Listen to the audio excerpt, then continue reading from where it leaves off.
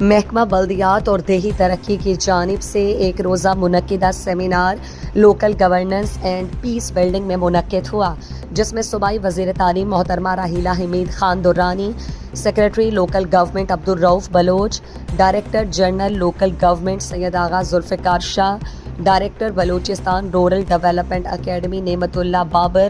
Director general Balochistan civil service academy Hafeez Jamali, تمام ضلعوں کے چیئرمین، وائس چیئرمین، محکمے کے افسران اور دیگر حکام نے کثیر تعداد میں شرکت کر کے تقریب سے خطاب کرتے ہوئے کہا کہ امن و امان کو قائم کرنے اور صوبے میں مجموعی گورننس کی بہتری لوکل گورنمنٹ کے منتخب نمائندوں اور اس محکمے کی اہم ذمہ داری بنتی ہے۔ ان کا تعلق براہ راست عوام سے ہوتا ہے۔ اس موقع پر میڈیا سے گفتگو کرتے ہوئے انہوں نے کہا کہ ان کے master trainer Balochistan civil service academy میں بھی ٹریننگ سیشنز کا انعقاد کرتے رہتے ہیں۔